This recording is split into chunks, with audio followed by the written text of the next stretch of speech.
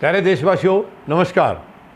अब जैसे कि सरकार बार बार क्लेम कर रही है, बार बार ये कह रही है किसानों के आंदोलन के बारे में कि कानूनों में कुछ भी गलत नहीं है, कुछ भी काला नहीं है, और किसान हमेशा से ये कहते आ रहे हैं और पूरे देशवासी भी यही कह रहे हैं, सरकार से ये बताने के लिए कह रहे हैं कि सरकार आप बताइए इन तीन कानूनों में काला क्या नहीं है, यानी कि सफ़ेद क्या है वो बताइए आप। सरकार कह रही है इसमें काला क्या है वो बताओ, और किसान कह रहे हैं इसमें सफ़ेद क्या है वो बताओ। और इसका अब एक ज़िंदा जागता उदाहरण मिला है। वैसे एक दो उदाहरण पहले भी मिल चुके हैं, लेकिन एक उदाहरण अभी ताज़ा है। मध्य प्रदेश में 469 क्विंटल मूंग की दाल खरीदी गई थी। वो इसी के तहत थी, इसी किस्म की, जो मतलब जो उद्योग घराने के वो थे, जो टीम थी उनकी, वो ख़रीद के ले गए और चेक दे के गए किसानों को, और वो सारे चेक बाउंस हो गए हैं। और अब वो उनको कहीं उनका अता पता नहीं मिल रहा है, उनका कोई अता पता नहीं मिल रहा है। जो टीम आई थी, जो ख़रीद के ले गई है, अता पता नहीं मिल रहा है। केस भी दर्ज करा दिया है, लेकिन अभी ना सरकार ने कोई एक्शन लिया है और ना ही पुलिस ने लिया है। तो अब आप बताइए, अगर ये तीन काले कानून लागू हो जाएंगे तो किसान की क्या हालत होगी।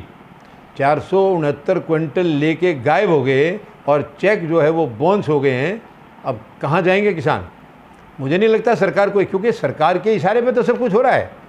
कॉरपोरेट हाउसेज जो हैं ये तीन, जो जिसके हवाले देश को करना चाह रहे हैं, ये सब कुछ तो उन्हीं के लिए तो कर रहे हैं, किसान को तो मारना चाह रहे हैं ये। अब क्या ये 469 क्विंटल के दोषियों को पकड़ा जाएगा? क्या वो पैसा किसान को मिलेगा? ये एक बहुत बड़ा सवाल है।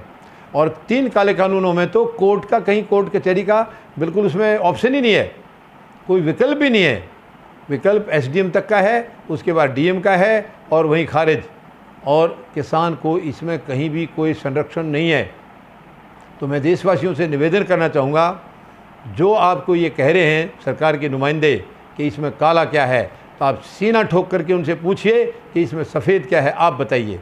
ये सरकार की मंशा इतनी गंदी है। आप ये देखिए, यहीं से साफ हो जाता है। अगर ये काले कानून काले ना होते, सचमुच सफ़ेद होते, यानी इनमें कोई गलत बात ना होती, तो सरकार क्यों इतनी जिद करती, इतनी जिद पर क्यों आती? जो 9.5 महीने से आज किसान बैठे हुए हैं, वो इसलिए क्योंकि उन्होंने किसान को बर्बाद करना है और उद्योग घरानों को आबाद करना है।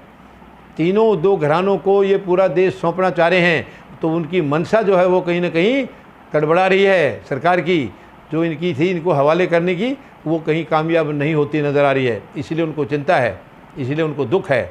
अब आप ये खुद लगा लीजिए अंदाज़ा, अभी ये एक ज़रा सी शुरुआत है और वहाँ पर ये हालत है कि वो चेक बाउंस हो गए हैं, तो बाद में किसान को कौन पूछेगा? और धीरे धीरे ये पूरा देश उनके हवाले हो जाएगा। हुकूमत भी ये उनको दे देंगे प्रधानमंत्री महोदय, तो कोई पूछेगा नहीं।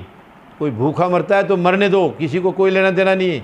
उद्योग घराने इसकी 10-10 गुना 15 गुना कीमत बढ़ा देंगे हर चीज़ की।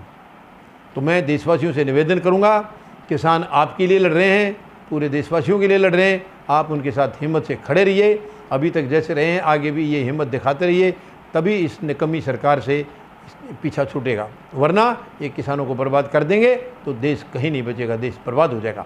धन्यवाद। जय जवान, जय किसान, जय हिंद।